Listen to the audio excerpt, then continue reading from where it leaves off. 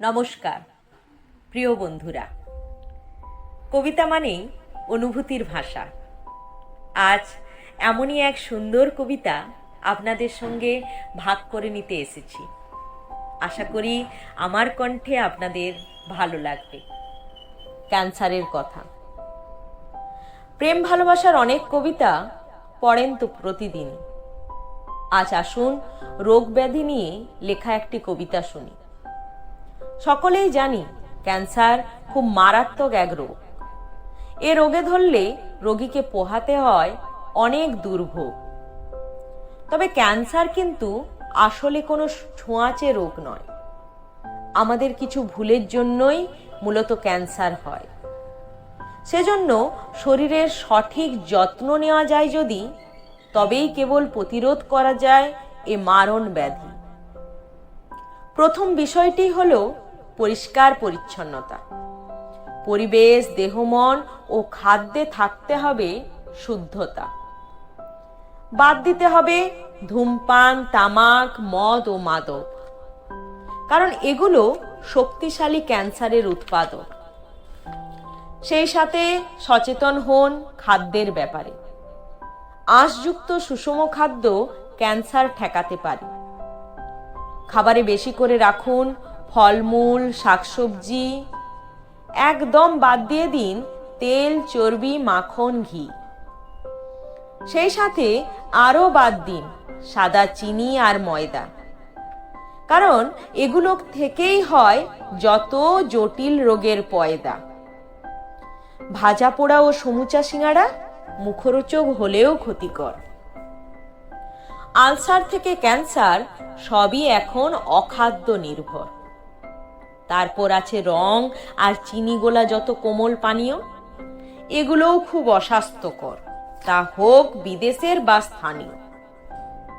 তাই বাদ দিতে হবে কাবাব, পরোটা, ফাস্ট ফুড আর সব চিপসি। সেই সাথে যত মধুর রঙিন পানীয়, কোক, ফান্টা কিংবা পেপসি। চর্বি থাকায় চারপেয়ে প্রাণীর মাংস না খাওয়াই উত্তম। ফার্মের মুরগি মোটেই নয়, দেশি মুরগি খাবেন কম।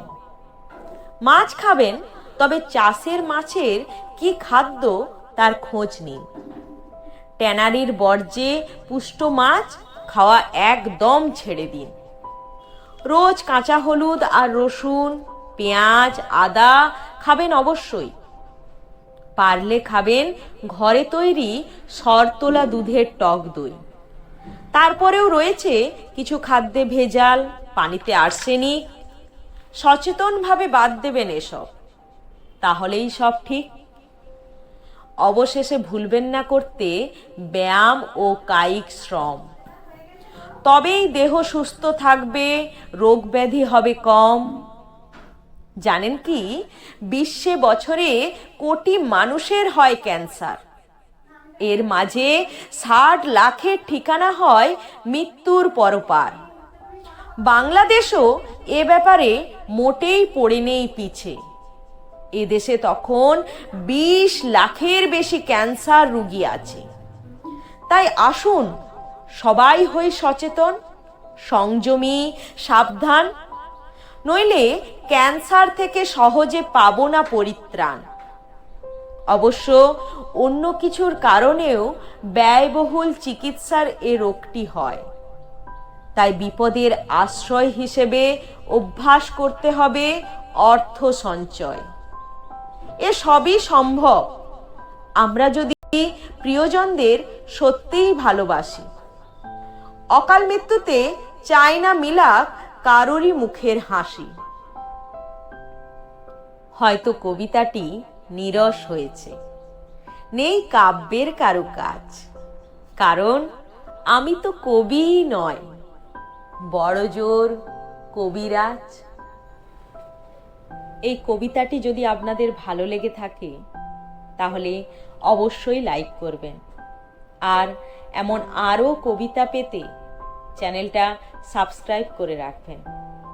কোনো কবিতা যদি আমার কণ্ঠে আপনি শুনতে চান, অবশ্যই কমেন্ট বক্সে জানাবেন। সবাই ভালো থাকবেন। ধন্যবাদ।